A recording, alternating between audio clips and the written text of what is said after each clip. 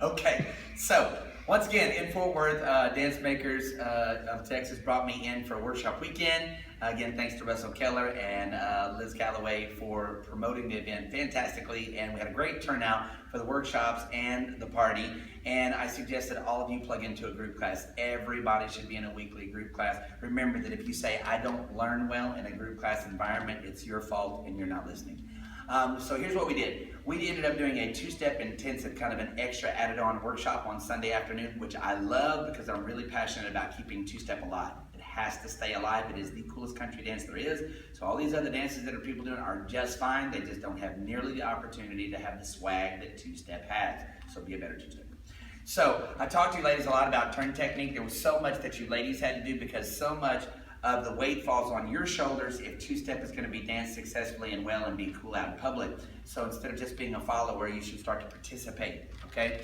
So when you ladies do an inside spin, it's very important. We talked about vector. It's very important that you choose to spin in a straight line. Remembering that when you go to spin, you've added torque. This is a spin that travels. You've added torque to the equation where you already had momentum, so you're moving through space. When you ladies begin to spin right here, remember that you land at a quarter and finish at a half, and land at a quarter and finish at a half, and land at a quarter and finish at a half, and then step backwards. Most all of the ladies' inside spins, or spins to the left, are a 1.5. They're not a true double. When you ladies do this, you're wound up and ready to spin in whatever position you're in. You've got some torque now and you're ready to spin, and it's the first quick that typically causes your spin to go offline. Your line that you spin on is called your vector. Release your vector deliberately on the path that you would like to travel. So as you rotate, it's very important that your right foot doesn't miss your target line, or the rest of your spin is going to go off that direction. Usually it's your first quick that causes the mistake. So I would be very clear and precise about getting my foot to that line, that same line. From there I would continue, and then step backwards on the second slow when I get to the end of an inside spin. We talked about Shanae turns as compared to like real pivot turns. So in the country world, Shanae means to bring your feet together. That is not actually what the definition of Shanae turn means, but you can use it that way if you'd like, and since that's what everybody's kind of adopted, we'll say that as well. Don't forget that you can only close your feet on the step that takes you to backward. Rewind that and play it 10,000 times if you need to, but recognize what I'm saying, okay? When you get here, this is forward. So if I'm going to rotate to backward, oh, I'm landing it backwards, this is going to take me to backwards, I can close my feet on that step. I'm closing my feet, making sure that the ball of my right foot on the first step of the spin lands on my target line, and I'm going to go instep to heel in third position when I land on this first quick right here. You can see that there's about 10 inches between the balls of my feet here. My body is still moving through space. So many people, when they do a Shanae, they bring the right foot around to be even with the ball of the left. The only problem is the body was still moving through space, so it causes an imbalance in the spin. So as I begin to spin right here, if I'll just keep that distance of 10 inches between my feet, now at least my base is tracking with the body, it's under the body. And then from here, that would go apart naturally on the second step of that spin because it takes me to forward, and you cannot close your feet on the step that takes you to forward. And a lot of you do that. You're not even aware of it, so be more in tune to your person. So people will go apart on the step that takes them to backward, and then draw this under them, and they're basically falling over. And that is ugly anyway. Stop doing that. So close your feet, separate your feet, and then on the slow, they would stay apart and stay apart. That's for your inside spin. Outside spins. Outside spins are interesting. So when you get up set up for an outside spin, you ladies will be going backwards, quick, slow, and the man moves you over, and typically you've got your left foot on the outside of the room, strong into your left hip, and your feet are not on the same board. Your feet are like this when you finish outside spin, or back line of dance. And as you go into an outside spin, if I'm going to spin in a straight line, this is the straight line that I'm going to dance on, not this. This is the line I'm going to dance on. So when I rotate from here, I'm going to rotate to here. Realizing that on an outside spin, the first step that I take, instead of taking me to backwards, takes me to forward. That means that my feet cannot be together here. Stop bringing your feet together here. It's a rookie mistake. I don't care what kind of pro dancer you are. Call me. Come to Houston. Want to fight me? I don't care. I'm still going to be right. So when you turn around right here, you take your right foot to the line and your feet will be mildly apart. From here, close your feet on the step that takes you to backward. They would separate again on first slow. And then from here, this is one of the most profound things that I've found in teaching for 31 years. When you're going to land it backwards right here, ladies, or guys, You got your left hip on this side of the room. But when I turn around and face the camera, I'm pivoting on my right foot. My left hip is going to be on this side of the room. So my hip was over here in space, and now it's over here in space.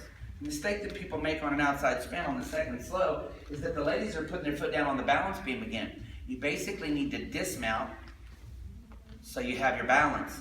We call that kicking the baseboard. So I'd like you to take your toe to the sidewall at the beginning of second slow. So this goes quick, quick, slow, and I'm going to kick the wall that way, getting my foot under my left hip and rotating on it so I'm really strong on the outside of my left leg and in the top of my left butt cheek. And then from there I can determine whether I'm going to go backwards in the closed position, whether the guy is even with me and I'm going to prepare my leg to do a beautiful chasse going sideways on the quick, quick, slow, or whether the dude's behind me and I'm going to be spiraling to take off and go into some kind of a weaving action where I'm going to move diagonally across that line.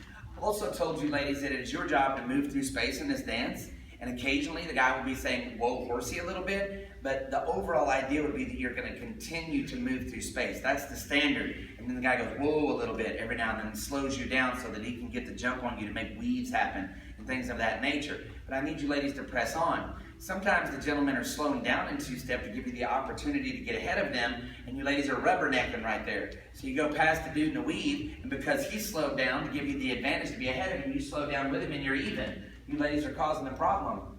So when the man slows down but does not say whoa horsey to you, you should fly right past him, and therefore you're reaching the correct position and you're ahead of the dude so that we can do some kind of a weaving action. I also told you ladies that you have to make sure that you're on the outside of the room. You ladies belong on the outside of the floor in every dance in the world that travels counterclockwise. And most often you ladies don't know that information and you're kind of accidentally dragging the dudes to the inside of the floor with you, and I need you ladies to be responsible for it. I need to keep working to the outside. I need to keep working to the outside, working to the outside. So as you ladies do a check weave, it leaves you on the inside lane of the floor, and you should consciously be working yourself on this line, the diagonal line, not straight down line of dance to get back to the outside lane. So you'd be going on the diagonal and staying on the diagonal, backing up, and either going into close, going into side by side, or going into weave. And so those are some of the things that we talked about. So I'm going to bring Liz in here real quick, Liz, if you don't mind. When you guys go to set up a weaving action, you have to be very deliberate to land and weave. I'll explain the difference. So quick, quick, slow, slow, quick, quick, slow. This would be weave position. You can see that I'm clearly like one car length, one body length behind Liz. This would tell her immediately that she needs to keep turning on the left foot on the SLOW to prepare herself to do a weaving action. If I land here, you guys should abort the mission. Do not go into a weave from side by side. If you intended to do a weave, but you only land even with the lady, leave the lady on the outside of the floor and do a chasse and set up the next weave better next time. So we would go quick, quick, slow, slow, and leave the lady on the outside of the room. If I am going to set myself up for a weave, I'm here, and this is what makes weaves work. You ladies typically believe that you're going to dance around the outside of the gentleman, when really you should be aiming for the inside hip, so the hip that's closest to you, where you ladies have been dancing around the man, taking the scenic route. Guys, the shortest path to get out of the lady's way would be intersecting with her at a 90. That's the quickest way for you to get across that intersection without getting hit.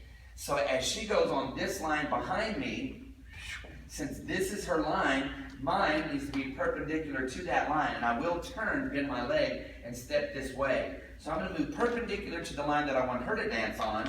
Quick, quick, I'll then slow down my travel and allow her to deliberately get past me and set herself up to move back to the outside of the floor. Too many of you gentlemen are racing the ladies here and being even with her. Now she spins on this lane and goes straight down that lane without making it back to the outside of the floor, therefore you can't do another weave. Or you ladies end up doing what I said before, which was rubbernecking because you don't continue, so finish even with me. So I go like this, and I slow down on purpose to let Liz go past me. She sees me slowing down and ends up even with me, thinking that she's supposed to follow in that way, when really she should have gone blowing past me and set herself up for a weave over here. That's correct. That's right. I didn't give you much notice on that. So we land and weave, and now I'm going to take the correct line. She would go ahead and face me before she ever takes off, and we go quick, quick, slow. I flip my hand over. This part, gentlemen, is probably the most misled thing in the entire dance of two-step. When you guys go under for a check weave, most all of you, including me, way back in the day, learned how to do a check weave taking the hand negatively through space. It's a mistake. We used to call it the wind-up. Man, that was back in the day. So when I go underneath, check this out. I go quick, and guys, drop this down and take it back. Do you see that there's no weight on that foot? You guys are causing that because you took your hand that way. What was the purpose of this? The purpose of this is because you didn't set the rest of it up well. So now you realize that she's supposed to go ahead of you, so you're making a bad adjustment back here. Yes? So what should be happening is the lady goes flying by. I pick up my hand on first slow, quick, and notice that it stays right where it is in space as she goes past me. All I did was went from here on first slow to looking at my watch on second slow without taking this down. Stop being that guy. Turn this hand over up here. She then spins into my lane. If I'm going to go straight, now we're in the outside lane and we're dancing down the floor, no big deal. Okay? So that's what happens when we give the lady an inside spin. If you notice, let's do a weave going straight to the camera. So if I'm behind her and weave, turn to face me before you ever take off. Ladies, you would make this adjustment on S-L-O-W, and you'd be prepared to dance a weave because the dude actually landed in weave position. And I'm going to take the shortest path, and so is she. She's going to get past me, and then she's going to spin into my lane, and I'm going to go and pick her up, and that's how weave works. And you can do multiple weaves without them falling apart.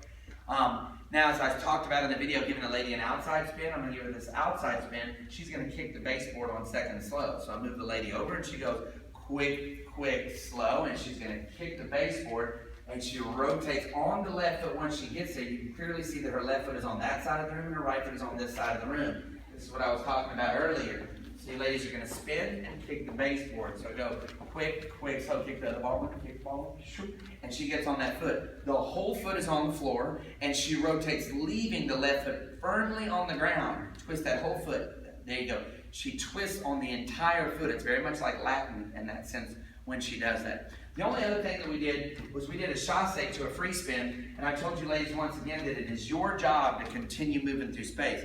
Most of you ladies are rubbernecking and slowing down right here, and all the guys are giving you this silly free spin lead. Instead, you ladies need to continue forward and get on your left, Get on your left foot, and the guy then catches the lady. This pressure should build from a very casual, almost nothing, to 2, 3, 4 pounds of pressure.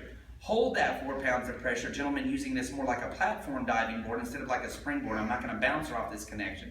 You ladies are then the weight of the car collecting on the front brakes, and you're thinking about your vector here and doing a free spin on the quick, slow, and staying on the outside of the room, making the man go get you over there. Most gentlemen are leading this poorly, and because they think they're the leader, and pulling the girl over in front of them. I'm telling you, ladies, don't let it do that to you. Your job is to spin and stay on the outside of the room, and as a good leader, I'd be thinking about spinning her and leaving her on the outside of the room. So you ladies will not be transitioning in front of the dude. He will be dancing out there to get you. Quick, I'll be dancing out there to get her. Quick, slow, so when we go back to close. It's a lot of stuff, but really appreciate you guys turning out for the Sunday workshop. Thanks so much. Be sure to subscribe to the YouTube channel and give them a thumbs up. That's what that means, is that you like it. This is not Facebook. It's not a like. It's a thumbs up. So click on that little thumb right there, and then spread the word to all your friends. These videos are free. All I ask is that you share it with the world so that more people become a better two-stepper. Thank y'all so much. Appreciate it.